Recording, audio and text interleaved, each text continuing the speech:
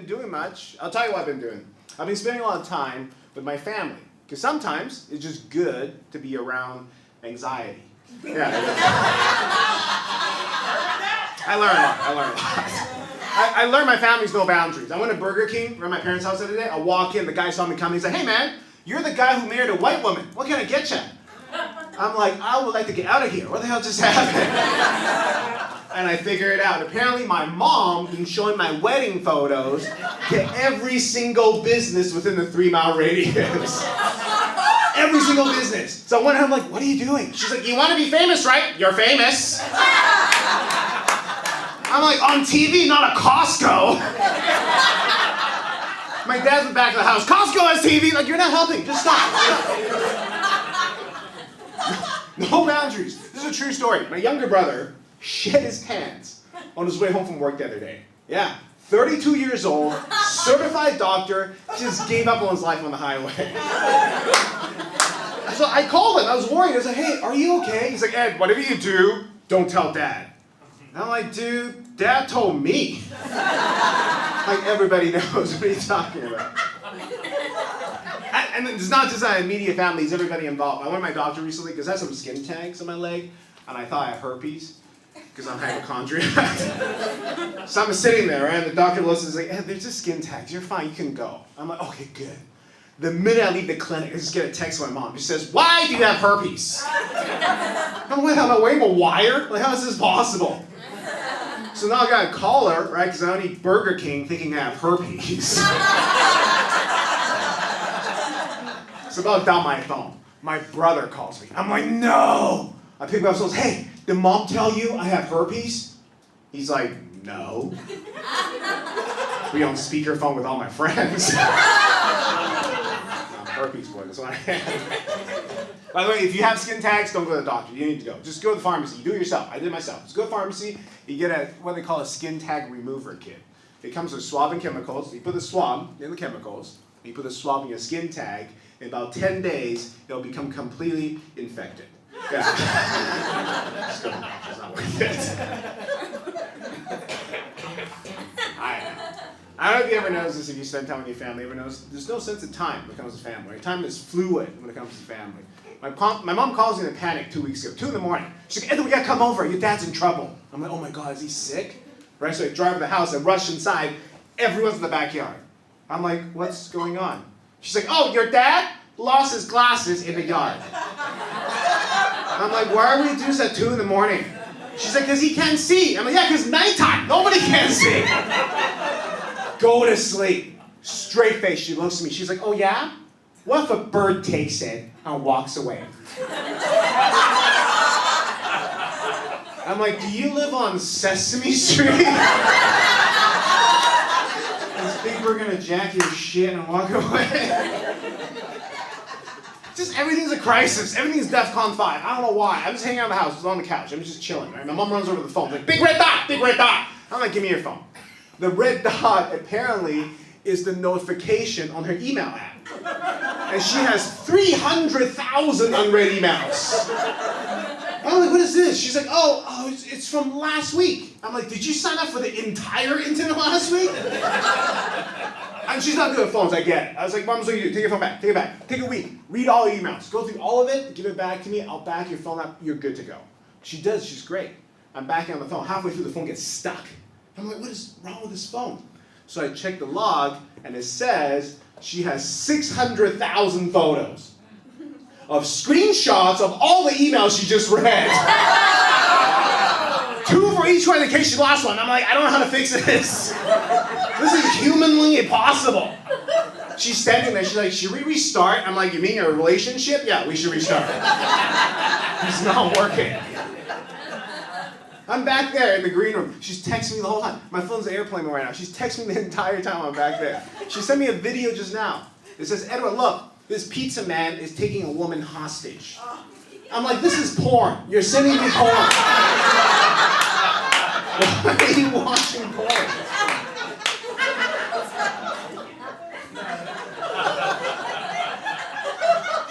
I just don't get it. Because it's so interesting. You can talk about anything in my family. Just don't bring up feelings. Do not talk about feelings. Only time I taught things was in grade 8. I remember I went to my dad, I said, hey dad, I feel like I'm not good enough. He's like, you're correct. I'm like, wait, what? That's the thing, if you're Asian, you got friends as Asian, families as just Asian. There's 2 rules in every Asian household, just 2 rules. That's no feelings and cash only. I think that's why growing up in high school, all my friends are white. All my friends are white. Because white people, you're really good listeners. You are. I mean, I still don't trust you, but you are.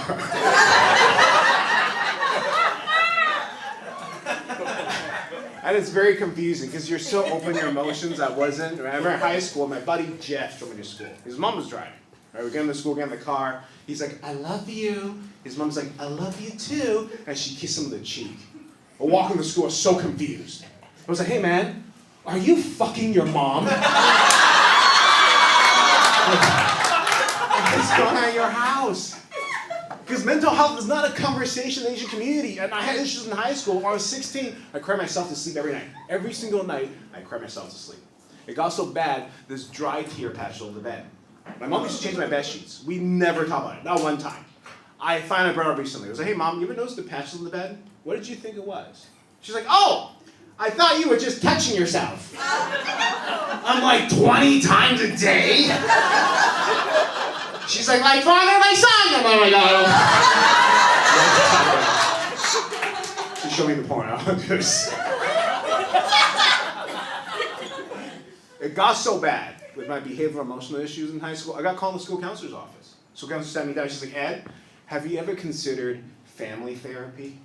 I'm like, yes, with my brand new foster family.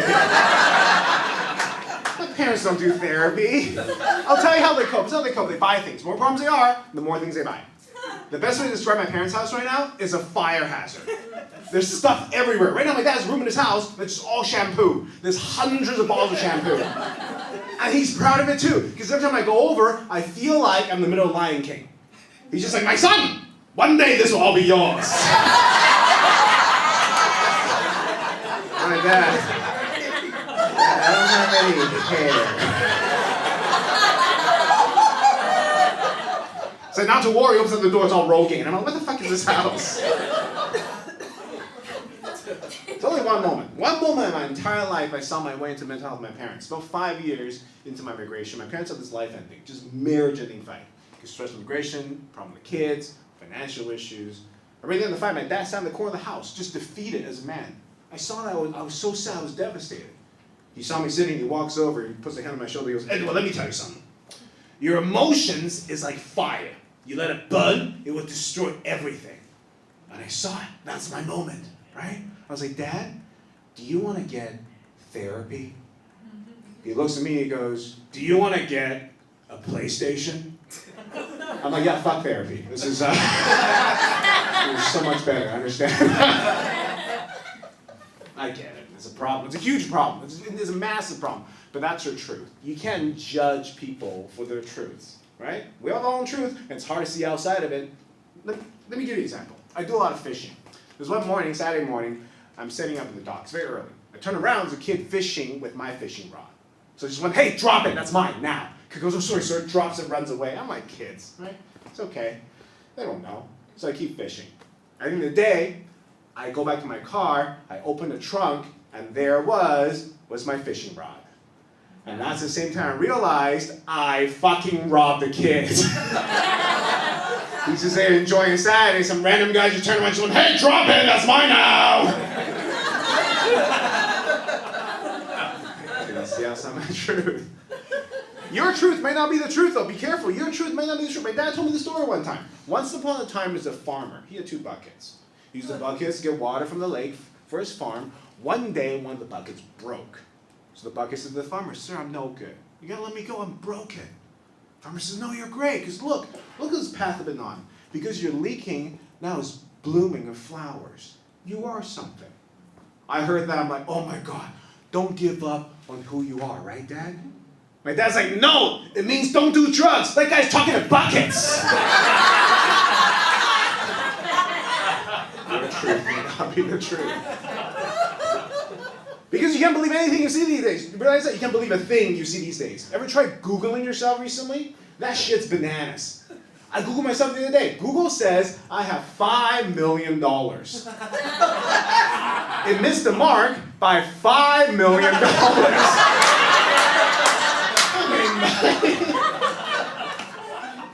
Nothing makes any sense. I don't understand why. It's just the morning. I was getting a coffee at Starbucks, right? I paid for my coffee. Lady's like, sir, can I get a name for the cup? I'm like, yeah. My name's Ed. She's like, how do you spell that? So I just left. I couldn't do it. My friend is like, why did you spell it for her? I'm like, because she's making my coffee. I don't trust her. If she can't spell Ed, what the fuck is she making? Is she just shit in my cup? It's the same color. We're fine. Don't worry about it. It's fine. Nothing makes any sense. The people with the most responsibility has the least accountability. You don't believe me? But I want applause. How many of you here has a doctor that's on time? Not a single human being. I ask this everywhere I go. No one has a doctor that's on time. My brother's a doctor. I called him and say, hey, why are you guys always late? He's like, Ed, I can't talk about this right now.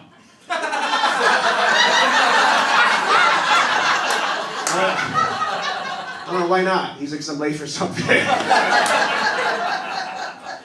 He's an eye surgeon. The whole profession makes no sense. I don't know if you guys know this. There's a different doctor for every part of your eye. There's a doctor for your cornea, doctor for your retina, doctor for your eyelids, doctor for your eyebrows. I'm like, why do you need so many doctors for one body part? He's like, Ed, the human body is very complicated. I'm like, really? Is that why my doctor used the same finger for my throat and my ass? Is that why? So complicated. Somebody asked me the other day, would you ever let your brother operate in your eye? I'm like, of course. If I want to go blind. No, he's a great doctor. I'm not knocking. If you ever see him, he's great. Don't worry about it. I know him. You know what I mean? I just can't trust somebody who thought Pokemon's real until they're 18. I can't do it. I'm sorry. I know who he is. You know, things that make no sense, that's fine. You know what gets to me? This is what gets to me. Is when people impose their truth on other people's truth. That's when it gets to me. Believe what you believe in. Don't impose on other people. All day long. Yeah. I was in the buffet line recently. You know, it was very busy. My parents are there, my brother's there, my wife's there. And my parents are speaking Mandarin. That's their first language. They're kind of loud. Lady in front of them and turns around and goes, hey, speak English. You're in my country now. Yeah, we're stunned. Don't know what to do. My wife gets involved. She steps into it. She goes, you know what? They're not even talking about you. And that's the moment my brother-in-law guys, and we smiled because we know we're totally talking about them. My wife doesn't understand either. God bless her heart. She's like, so.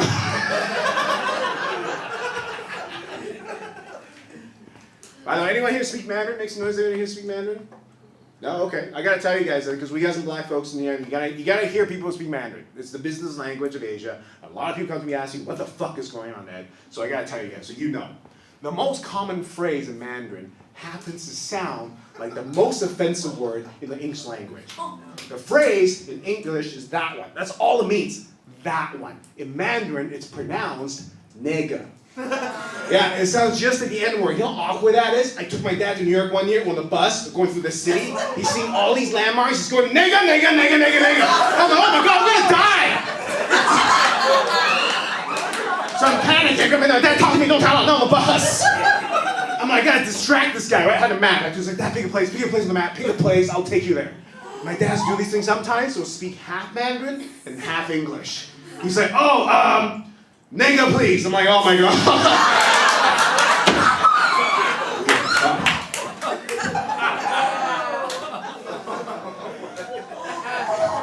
You gotta hear it, so you know. I know, the world's changing, isn't it? It's a strange time. It's changing. I can feel it. I feel it. I feel it in the questions I get about my community. You know, I'll tell you all the questions I get. One question I get all the time now, I was like, Ed, is it racist to say Chinese virus? Is it racist to say Chinese virus? I'm like, I don't know. I'm not Chinese. Yeah. I'm from Taiwan. We also say Chinese virus. You take that information how you want.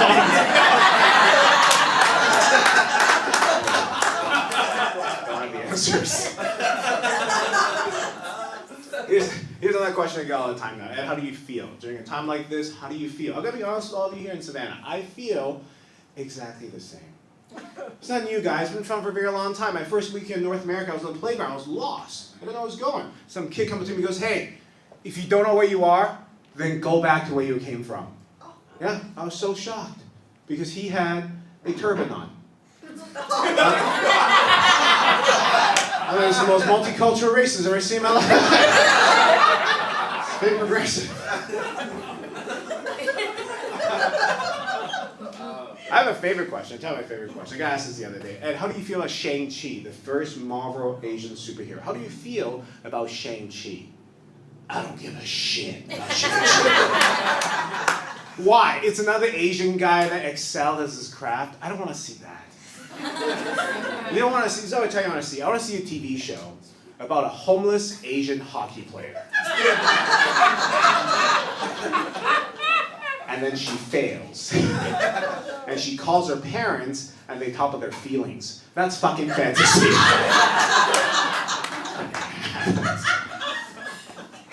The fact is we're all the same. We spend all this time and energy and our differences when we're all the same. I learned that very early on in my career. In my early 20s, I did a comedy festival in Ohio.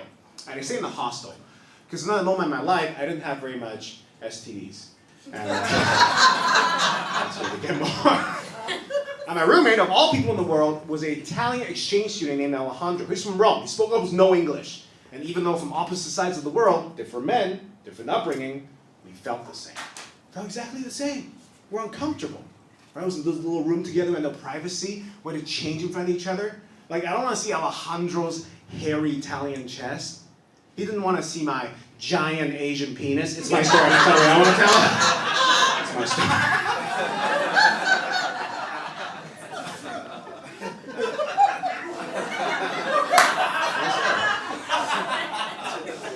We're all the same. We're all good at math. White folks, you're good at math too.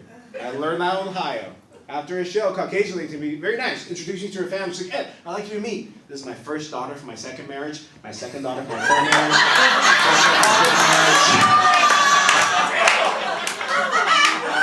I'm like, this is advanced fractions. Oh, very good. In all seriousness, I say we're all the same is because we all have the same thing. We all have the power of choice. That's part of the human condition. That's part of being human. Let me tell you the story. My wife and I were driving the other day. I'm driving, she's in the passenger seat. We get pulled over. Police watch with the car, looks at me, goes, sir, how long have you been in this country? Yeah, you know what to say, a lot of silence. My wife interjects. She goes, actually, officer, it's my car. Officer goes, oh, since it's your car, I'm going to let him go. And he walked away. No citation, no warning. And that is the power of choice. Because 10 years ago, I chose to fall in love with a white woman. 10 years later, I saved myself $300. Let's be honest, when I'm dating Deshaun that day, we're all in jail. This is how life works. This is society. You know?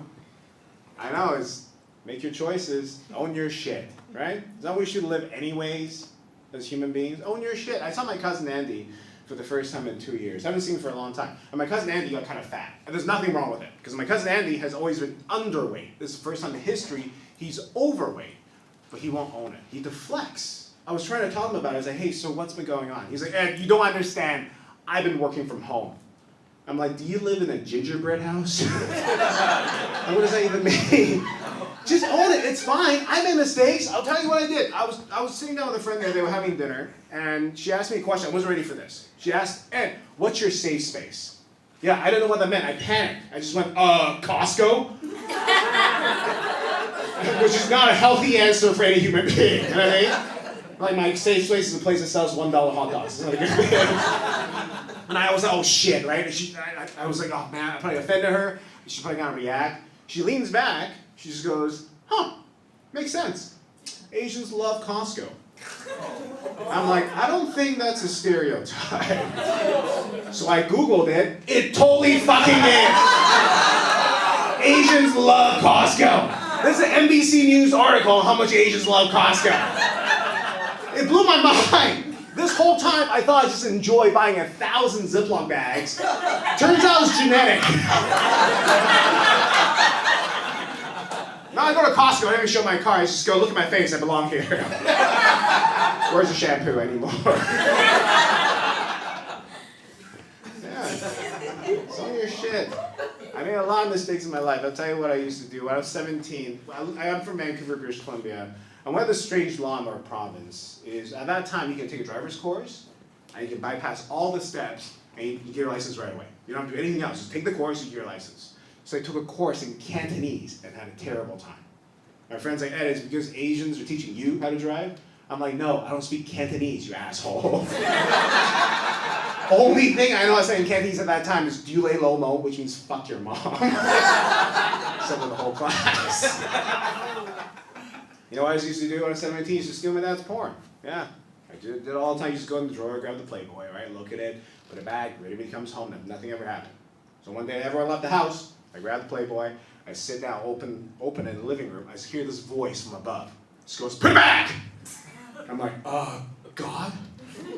Yeah, it turns out my dad has cameras all over the house. And there's two-way microphones. That's how dumb I am. I just pretend I was sleeping. I was closing my eyes, leaning back with a giant boner. Like, that's fooling anybody.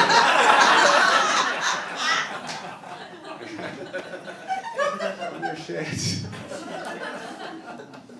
Because I don't believe you're fragile people. I really don't. I truly do not believe you're fragile people. I've yet to meet one fragile person. Right? I wasn't raised fragile. My first Christmas here in North America, I wanted to buy cookies for Santa. I was in a grocery store and my dad said, "Hey Dad, can I buy cookies for Santa?" He's like, "No!" I'm like, "Why not?" He's like, "'Cause Santa likes cash." I'm like, "How do you know?" He's like, "'Cause I'm Santa Claus." This is ruined. I'm older now, though. I'm almost 40 now. I realize something. I see what they see now. You know all that shit out there every single day, especially right now? That's never going to end. There's going to be some shit. Yeah, never going to stop. That doesn't matter. What matters is the little things. My dad told me the most valuable thing you can give somebody is your time. Because you can never get that back. Yeah, so that's why, every time my wife comes up to me, she asks me, "Hey, do you want to watch my TV shows with me?" Doesn't matter what I'm doing. I always tell her, "Hell no." Because your shows are so bad, they're all dating shows. It's such a waste of my life. I don't want to do that. I'm scared though, I'm not going to lie to you. I'm terrified. All the stuff going on there, I'm terrified. I'm from Taiwan. You see this shit that's going on that side, right? I'm terrified. But I realized something. My faith is stronger than my fear. I'm not religious, by the way. I don't look like a monk, that's what I'm saying. My faith is in all of us. I believe we have the wisdom within us to make the most effective choices for ourselves. Yeah, it's in every community. You see evidence in every community. You see in my community, right? Ever notice there's no Asian terrorists? Yeah, because we never make it. I can literally kidnap 99 people tonight, go back to my dad, he'll be like, "Why is not 100? It's never good enough. And to be honest with you, if I did something like that, my dad would have killed me before the police even showed up. Police would be at the door and be like, "Sir, we're here to speak to your son. He's been implicated in a crime." My dad would be like, "I don't have a son." Somebody killed him. Oh my God, who killed your son? Santa Claus. I'll tell you a true story that happened to me about 8 months ago. My cousin Andy was telling me about. He was walking downtown Vancouver. He still lives there to this day. He got punched in the head by a random person. Yeah, we can find the person. Police won't do a thing about it. We're angry, but anger solves nothing. And to be honest with all of you, I wasn't even angry at the person for punching my cousin Andy in the head. Because I want to punch Andy in the head. That really bothers me. I was angry because for a brief moment, that person forgot we're human beings too. So next time you see me, maybe it's on stage, maybe it's outside, on a poster, on TV, just lean over to your friend and your family. Just tell them, that is a human being who has a giant Asian penis. That's my story. Why is always dudes clapping for my penis? I don't know why. I was saying that with a friend the other day, actually. It was interesting because he said, Ed, you tell us we're all the same, but look at you. You're from a different place. You look different. You need to remember this. If Asia is my father, then North America is my mother. I've been here longer than I've been in Asia. I learned all my values here. And one value you taught me is that women holds a true strength on this land. Yeah. I said women, not drunk women, but okay. I'll tell you 3 women in my life that demonstrate that. In 1942, at the height of World War II, an 18-year-old woman was shipped from Taipei to Tokyo to help the war efforts on the front.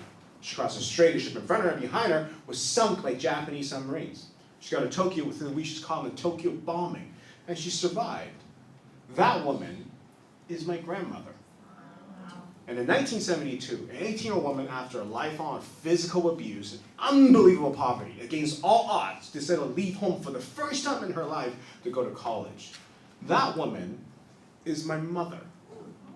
And in 2020, at the height of the pandemic, a young Canadian woman who lived an entire life in a small town in Canada, who's not even heard of Taiwan, took a chance at love on a young Taiwanese man who had aspirations to be a comedian. That woman is my brother's girlfriend.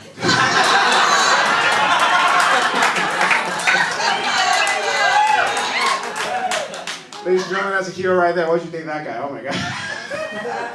I'm gonna shave your car too. Now that dichotomy, goes in all areas. Physically I look just like my father. I look exactly like my dad.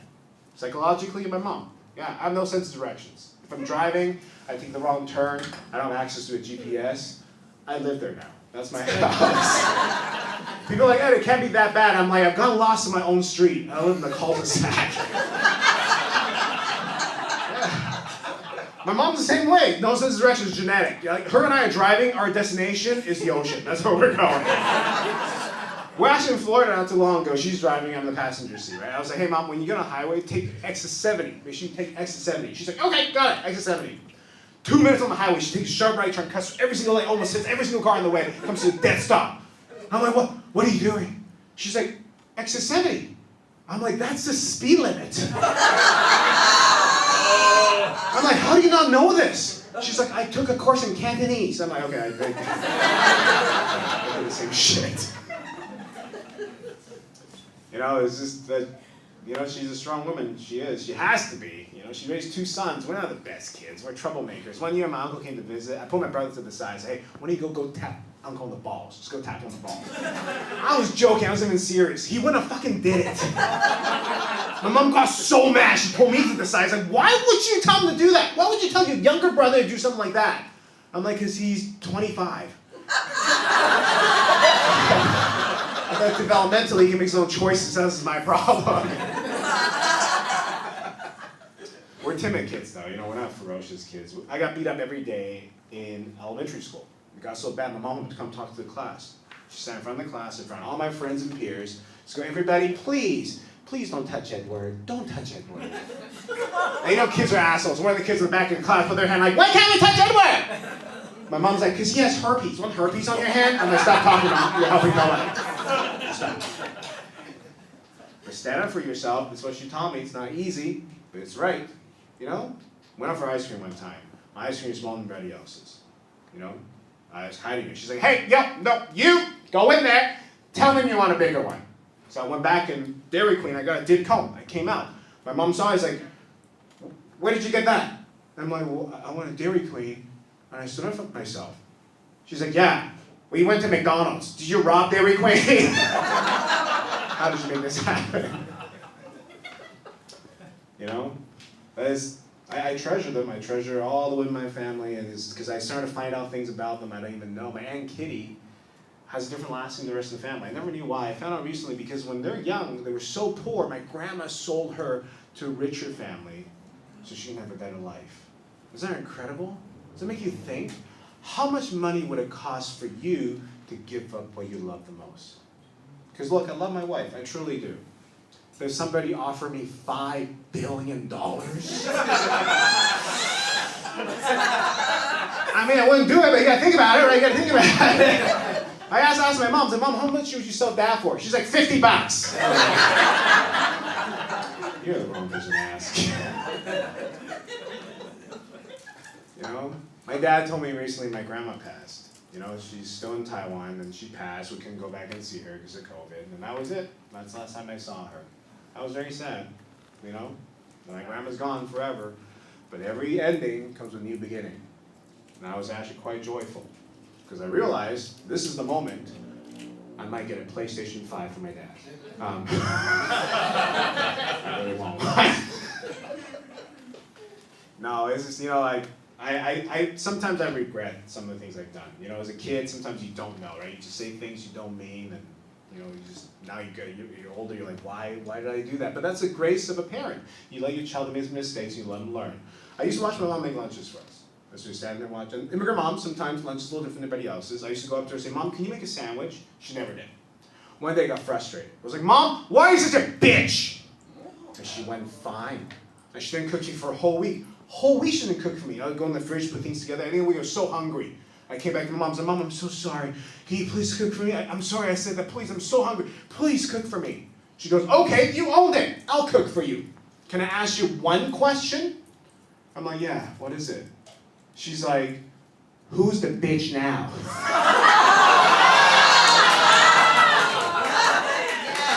Strongest woman I know. She taught me the value of family. It's her who taught me. She didn't say it directly to me, but she taught me the value. I'll tell you my little families. My wife and I, we got 2 dogs. Anyone got dogs? Dog people in the crowd? I tell people I got dogs, and people who don't have dogs always say the same things. Like, "Ed, is it fun to have 2 dogs? Is it fun to have dogs?" I'm like, "It's fun if you like direct eye contact all the time." They're always looking at me. I don't know why. Some mornings I'll wake up like, "Do I owe you money? Why are you staring at me?" People don't believe you sometimes. It's like, "No, Ed, it's like having 2 best friends in the house." I'm like, "No. What type of friend wipes their ass on your carpet? That's not a friend." You know, I read this on the internet the other day. All the dog owners here, I don't know if you read this. Apparently, if you die and nobody finds you, in 5 days, your dog will eat you. Yeah, I read that. I'm like, oh my God. There's no way my dogs will wait that long. There's no way. I had a catch on my hand the other day. They both bit me at the same time. I mean, it's not, they're going to wait. But I started to see myself, you know, different than some of the other dog owners, because I'm a realistic dog owner. I got friends who are not. They say things like, "Hey, your dogs are amazing, you can do anything." I'm like, if they're 5, my dogs are 12. They don't give a shit. Yeah, every time I play fetch, I'll throw the ball. They just sit right there. They're like, "Well, you get it. You threw it." You know what's the worst part? I get it every single time. I get it every single time. One time I got the ball so many times, my dogs weren't even there anymore. I played fetch by myself for 25 minutes while my dogs are inside on the couch. But it's interesting because I see myself in them now. I never thought this would happen. You know, because they're older, they don't like the vet or the clinic. I'm the same way. You know, I don't like the hospital or the doctor. I just have this attitude, I'll take care of myself, which is the way I see my dogs. My uncle dad's early 40s from nasal cancer. I'm 38. I should be screened. I just do it myself. Every morning I just look in the mirror. I'm like, "Yeah, it looks good. It's fine." I know what I'm doing. So I was like, you know what? I found I need to go to the doctor. So I booked an appointment. I went. He was late, by the way. Came with this big metal bar. He goes, "Ed, we gotta take a look in your mouth." I'm like, "Yeah, I'm ready. Go ahead. Do what you gotta do." He shoves that rock down my throat. I wasn't ready for that. I'm gagging. I'm like, "Oh!" He pulls it. He goes, "Oh, Ed, how do you feel?" I'm like, "I feel like apologizing to my wife." Is that too far? That's too far. I'm sorry.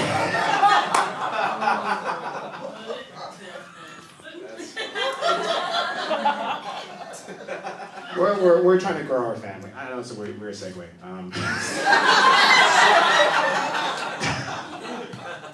We're trying to have kids, you know, so now, which means we're having sex with the intention of ruining our lives. That's we had to go to the fertility clinic to do some tests, and in Canada you have 2 choices. You can either go public or you go private. Public is free, private you gotta pay. So I was like, you know, I'll go public first, right? It's free, I'm cheap, let's just do this. So I go in there, the lady gives me a cup. She goes, "Sir, we don't have any facilities here, you gotta do it at home. And you just bring it in." I was like, "Okay." And she's like, "Make sure you bring it in 10 minutes after collection." I'm like, "I live 30 minutes away." Like, do you want me to masturbate in the car? What if we get pulled by the police? What are we gonna say? Like, oh, this is for science. He's not gonna believe you. So I'm gonna ask a billion questions, right? And she's like, okay, whatever. Sir, just make sure you bring the complete collection. I don't know what that meant. I thought she meant I had to bring all the semen I ever had in my life. I was like, I can't, it's gone. She's like, what do you mean, where did it go? I'm like, on the bed, in the towel, in my wife? I don't know. Why are you asking me these questions? So like, fuck, I'm gonna go private, right? So I pay. It's very nice. Nice facility, they give you your own room, you get your own computer, and stuff like that, and you take as long as you want. So I'm sitting there, and I'm an idiot. I crashed the computer. That's what I did. Because they left their Gmail logged on, and I went in there, and they have like 400,000 unread emails. I'm like, did my mom work here? Like, what the fuck is this? What is this click? So I'm like, fuck the computer, right? I'm just gonna use my phone. And I got insecure. I never got insecure my whole life. This is the first time I get insecure. Because like, you know what? I can't finish too fast. Right? I can't just finish well there. The lady's gonna think I'm a premature ejaculator. So I have a great idea. So you know what I gotta do? I'm gonna go on my phone, I'm gonna go on Instagram for 20 minutes. After 20 minutes, I'm gonna do it, and it looks great, right? So I go on there, I like looking at dog videos. I'm there liking dog videos one after another, okay? After that, I do it, I give the lady, she goes, thank you, and I walk out. My wife is in the waiting room, and I come out, she just looks on her face. I'm like, what's going on? She's like, I don't even know who you are anymore. I'm like, what are you talking about? And I suddenly realized her and I share one Instagram account. So the whole time she thought I was in there looking at corgi butts while masturbating. That's my life.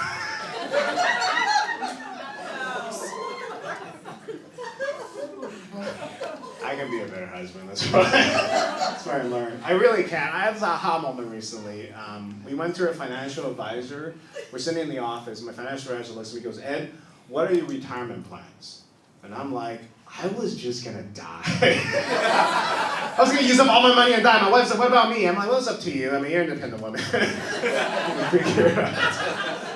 You know why I said that? I'm not a money person. I really am not. And this is ironic. Like, my wife works at the bank. I'm not gonna name the name of the bank out of respect of the institution. I'm just gonna say it sounds like Hell's Fart Hole. She never quits. She never quits.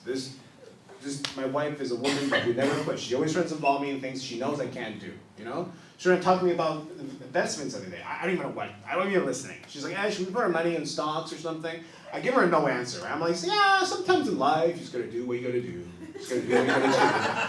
She's like, no, I want one suggestion from you today. You never suggest anything. Give me one suggestion today. So I said, true story. I said, why don't we just buy gold and put it in the closet? She's like, what are you, a fucking dragon? What type of idea is this? I'm 38. I don't know how to write a check. I don't. I had to go bring the checkbook to my wife the other day. I was like, hey, how do you do this? She's like, how do you not know how to do this?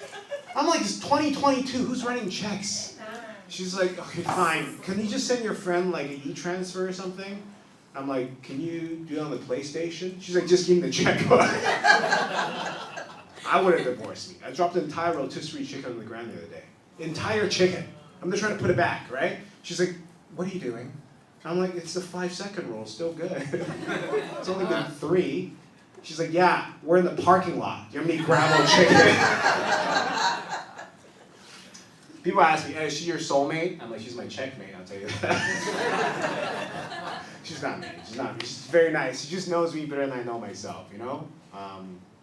We had a little date recently, went to an ice cream place, and I was looking at the menu, I was like, I'm gonna get pistachio ice cream. She's like, you're not gonna like that.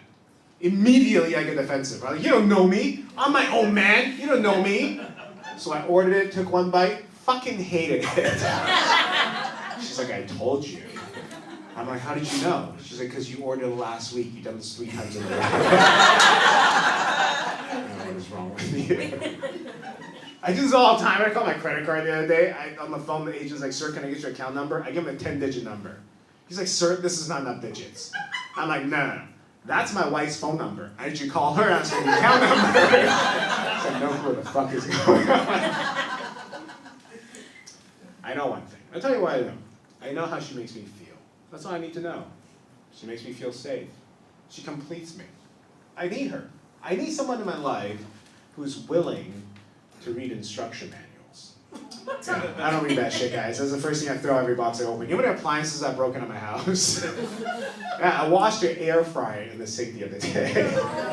Yeah, totally ruined it. I think about the Costco, right? You ever been to Costco in the return line, in that return line of shame, right? You make eye contact with other couples, the other guy just looks at you like, yeah, I broke it too, right? Just that moment. So we're at the counter, and the lady's like, so what's broken? She just looks at me. This guy, he's broken. Can you take him back, please? You know, that's the thing. I've been focusing the wrong things. I think that's what I realized. Because she said something recently, I'll tell you what she said. She sat me down, she's like, Ed, I've seen you more in the last year than our entire 7 years marriage combined. Because you're always on the road. And that made me realize something. You know, I have a choice to make now. Do I want to watch my family on the computer screen in the hotel room? Or do I want to watch my wife's TV shows? I'm sorry, her favorite is Bachelorette. I can't do it. It's just a white version of arranged marriage. That's all it is, right? You got one person thinking from 25, you can look at them, touch them, feel them. That's how I pick up watermelons, guys. That's not love. No. I know what she meant. This is what I do spend time with her, but I focus on romance. Please don't do that. If you're with somebody, you have someone, don't. That's pain. It fades. This is what I did my first day with my wife. I ran in a music studio, sang her a song that I wrote. Super romantic, isn't it? Dumbest idea ever. And now the bar's way up here. Every time for dinner, she's like, so, are you going to sing tonight? I'm like, what am I, a fucking Disney princess? Yeah, here's your song. Let it go. Because it's honesty that keeps things together. My parents have been together 40 years. 40. They went for a hike recently, got chased by a bear. Now, one of my dad, worried. He's like, no. I'm like, how are you so calm? He's like, because I know I run faster than your mom. Steve.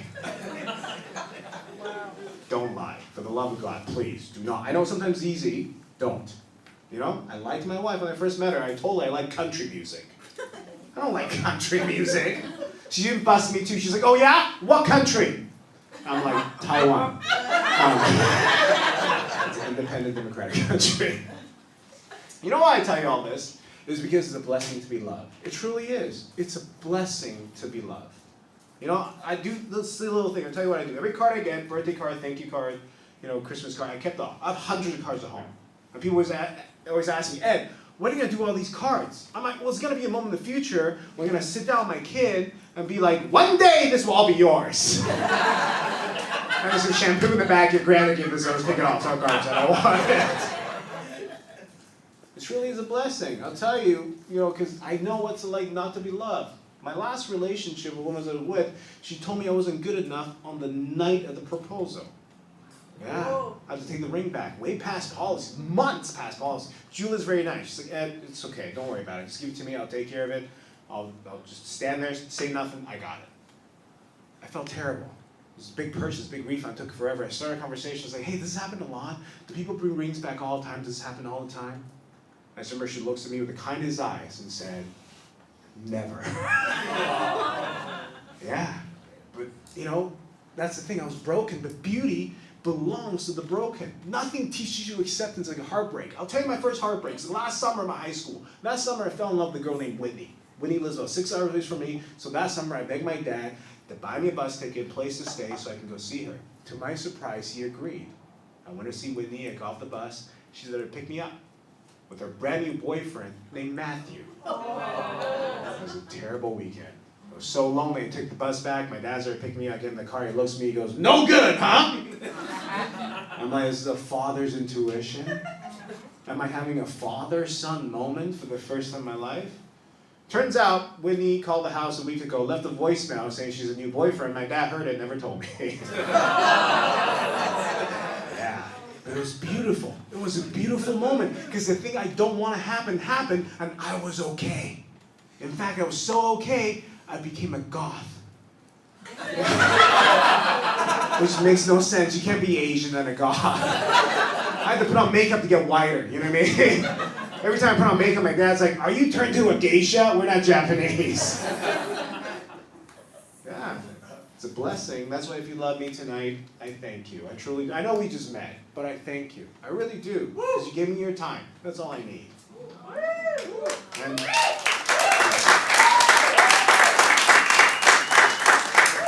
if you hate me, just know this. I'm rooting for you. I am. Because hate is not an emotion, it's a choice. You made a very difficult choice. Look, recently I was having a conversation with a gentleman from Ireland. He just got here a month ago. You know, we had a great talk. And the most incredible part of our conversation, this whole time he was talking, I did not understand a single word that came out of his mouth. Because the accent is too thick. The whole time he was talking, I was thinking about Lucky Charms. Yeah. But a choice to make.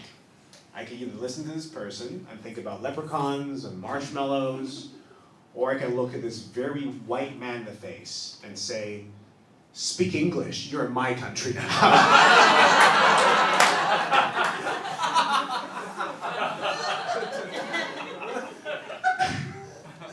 I'm learning too, I'm not gonna lie, I'm learning to love myself, you know, that's a hard thing to do, that's probably the hardest thing to do in your whole life. I don't take care of myself. Those 99-cent tacos at Taco Bell, right? I look at that, I'm like, oh my God, for $10, I can have diarrhea. I put sriracha sauce on there too, it's not a good thing. I haven't gone to the gym for a long time either. You know, people ask me, Ed, it's because of the lockdown. I'm like, did the lockdown start in 2012? I went back recently, and you know, and again, didn't pace myself. Went on the bench press, passed out. Went way too hard. The trainer had to come revive me, gave me oxygen, woke me up, gave me a banana. He goes, eat it. I'm like, it's okay, I'm just gonna go home. He goes, no, eat it, or you can't go home. So at this point, the entire gym is staring at us. So the super buff guy just force-feeding me a banana. So I ate it because I want to go home. Now I can never go back, you know? Because I'm that guy. I'm the banana guy. Fucking Planet Fitness. You know? I have this stupid mentality. You know, if you have it, drop it. Let it go. This mentality is going to kill you. Walk it off, right? Just fucking walk it off. No, don't do that. I got rear-ended like a year ago. You know, I never went to physio, never went to massage, I just walked it off. And like a month in, I couldn't get up. I was in so much pain, I couldn't get up. And this is how stubborn I am. I convinced myself I had kidney stones. So I drank a shit ton of water. So I went to bed that night, and I couldn't get up, so I pissed the bed.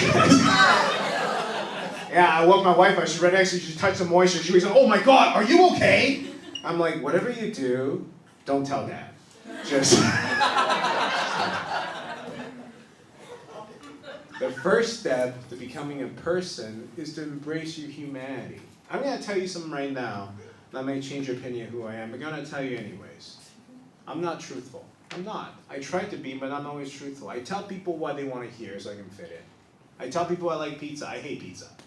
I tell them I like pizza so I can fit in. Yeah, I know. See, some of your reactions. Because I tell people I hate pizza, I get a million questions like, yeah, how about cheesy bread? I'm like, that's just part of the pizza. That's like somebody said to you, hey, I don't like penis. You're like, how about foreskin? That's the same fucking thing. You know? Definitely not. Somebody really likes foreskin. You know, and you know, that's the thing. Even my own blood, my own blood don't believe me. I told him I like pizza. You know what he did? He went and bought a bunch of Domino's pizza. He goes, Ed, eat this. You'll change your mind. That's how you convince somebody. That's like, you don't like sushi. I'm like, you know where we're going? 7-Eleven. You're gonna have some salmonella rolls. You know, I don't even invest in my own choices sometimes. I tell people, make your choice, and I don't even invest in my choice. Because look, I have a lot of shoes. I have tons of shoes at home. And they're all Jordan shoes. Yeah. Which I'm investing in someone else's choices. It's gonna bite me in the ass. Because if tomorrow Michael Jordan decides to touch a kid, I'm fucked. All my shoes are Skechers. They're worthless. You know, I told myself I'm gonna do the things I want to do rather than I have to do. Because every time I do something I don't want to do, I become a person. I don't even know who I am anymore. When I was 29, I did a comedy festival in Carbondale, Illinois. I don't want to go. My whole being said don't go. I went for superficial reasons, for connection, exposure, whatever. All that stuff that doesn't matter. we're going to transfer to St. Louis. When the flight takes off, the tornado touchdown destroys the airport. Yeah. And it was a terrible flight. It was flipping and dipping and diving, and I was super anxious. And that's the moment I noticed that women are the stronger of all of us, because looking right to our right, there's an old lady just knitting a hat. Like she's making clothes, I'm making shit in my clothes. And she knew I was anxious, she saw me, she leans over, she goes, "Oh, Sonny, don't worry, the tornado has only killed one person this year." I'm like, "It's January 15th, you're not helping." It's a very bad track record. I do my show, I couldn't get back. Airport's gone. So I had to take a train from Carbondale to Chicago. So that night, I called a taxi, came to the station. 5 blocks away, taxi comes to a dead stop. I go, "Sir, the station is still a few blocks away." He goes, "Oh, no, man, you gotta walk. The tornado brought so much water in the streets, it's gonna push the car into the river. There's a flash flood coming." I'm like, "Is this safe to walk?" She's like, "Yeah, don't worry. The tornado has only killed one person this year." I'm like, "Is this the model of your town? Am I that fucking person?" Yeah, so I run knee-deep water. I run to the station, I get on the train. And I'll tell you, when I'm flustered, I get the runs. I'm like a squid, I squirt and go. So I thought I'd take some Imodium, right? Because I don't want to make a mess, it's like a long ride. I was so flustered, I accidentally took Nyquil. Yeah, it was 6 hours of drowsy diarrhea.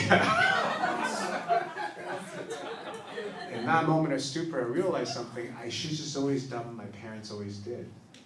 They may not know the most effective thing, but they did what they wanted to do. I took my parents to a concert recently. 5 minutes before the concert started, my dad goes, "I'm gonna go to the bathroom." I'm like, "Yeah, go." Half an hour into the concert, he doesn't come back. My mom goes, "Something's wrong, go find him."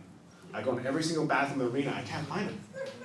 So I was so nervous, I went to the front office where the security was, "Hey, did you guys see an Asian man walking everywhere in the arena?" They were like, "Yeah, you. You want to tell us why you're going over the bathrooms? We saw you on the cameras." I'm like, "Don't worry about it, never mind, I'm just kidding." So I'm like, I gotta call the cops, right? I'm panicking, I'm about to call the cops. And my dad sends me a text, and it was a picture of him sitting in row 2. Yeah, we're 5 sections away. And I'm like, "What?" So I called him, I was like, "What are you doing?" He's like, "I'm having a good time." I'm like, "Yeah, Dad, but we're like 5 seconds, you can't just walk to row 2. He's like, "I know, I'm not here to see you." He just hangs up. I tell my mom, she's like, "I'll take care of it." And she leaves. I don't see her for 25 minutes. And I get a text from her. It was a picture of her sitting right in front of my dad. So I call him, like, "What are you doing?" She's like, "Who's faster now?" And she just hangs up. I get to Chicago. An announcement comes on, my flight is canceled. Yeah. So I go to the counter, I go to the lady and say, "Hey, I don't know how much it's gonna cost the next flight. Just put me on it, please. I gotta go home. I can't do this anymore. I'm so dehydrated."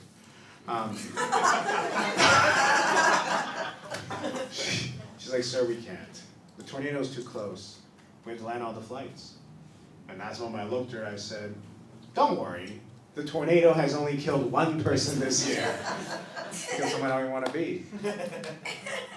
See, we hate because we judge, and we judge because we don't know. You might not know this. Look, I don't have much body hair. I don't know if you know this. Asians are descendants of dolphins. No, I don't have much body hair, but for some reason I was 7, I had a full mustache. Just a thick, black mustache. Because my body thought my face was my balls. You know what I mean? You look at my 7-year-old class photo, I look like an undercover pedophile. That's what I look like. You're like, "Who's the uncle with a bow tie?" I took a mustache from Taipei to Vancouver. I got in the class, teacher didn't know what to do. She's like, "Who's this 45-year-old man in my class?" She put me with other kids that look like me. They don't even speak the same language. They speak Vietnamese and Korean. They beat me up every day. Every single day they beat me up. You know who helped me? Is the white kids. I'm truly thankful for your friendship. When I graduated middle school, nobody must sign my yearbook. Not a single soul. Only one kid. His name is Brent Glossley. He wrote, "Ed, have a great summer." He said, "Ed, why don't you sign mine?" I didn't know what to do. Never been asked. I want to say something nice. My English is not very good at the time. I want to say something like, "Hey, I'll see you after summer." But what I wrote was, "I'll be watching you when winter comes." Like creepy shit you can write in someone's book. My whole life, everybody, I've been told I'm not good enough. Teachers say I'm too stupid, Coaches say I'm too slow. Agents say I'm too boring. The other day, a gentleman sent me a message. after a show. He goes, "You're a bad person. Ed, you are a bad person. Calling up brown people, you are a bad person." I know what he's referring to. He's referring to the story I told you about the kid with the turban on the playground, which never say he was brown. He could have been Justin Trudeau. But here's the thing. I exaggerate, I get it. But that story happens to be 100% true. Happened November 17, 1994, on the playground of Pine Tree Elementary School in Vancouver, British Columbia. So that a kid a bad person for saying that to me? Am I a bad person for telling you that story? Or maybe, just maybe, none of this matters. Maybe what we need to do is figure out who we are before we try to understand other people. Because a wise man once told me, if you don't know where you are, then go back to where you came from. I know it's been a long time, right? It's been 2 years and a little bit. It's been a strange time for everybody. I learned something though during this time, is sometimes life is just full of disappointments. And if you can survive it, you're invincible. At any point, if you feel like you can't do this anymore, you feel alone, please do this. Go talk to the women in your life, because they've been disappointed. They just don't tell you. See, that's a promise I made myself. I may not be perfect. I will mess up. At least I'm willing to have a conversation with the women in my life about it. And the simple fact of talking about it, like what we did tonight, takes the power away from the crisis. Yeah, recently I had a chance to go for a walk with my wife near my parents' house. We haven't done this for a long time, just to talk, right? We came to this new coffee shop, never seen it. And it was kind of busy. I say, yeah, you know what, I'll go in there, I'll get our drinks. We keep walking faster, right? So I go in there and I go to the bathroom, because it's Taco Bell. And I clogged the toilet. So I didn't get the drinks, I just left. My wife's like, where are the drinks? I'm like, it doesn't matter, we're gonna go. She's like, Ed, no, what happened? So I told her. And I saw the same disappointment on her face as when I call my mom a bitch. She's like, Ed, no, please, just go in there, get our drinks, apologize, and own your shit. Okay,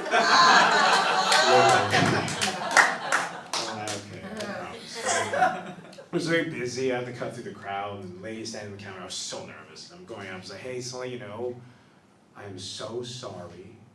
She's like, oh, don't worry about it. We already know. I'm like, you already know? She's like, yeah, it's part of being human. Don't even worry about it.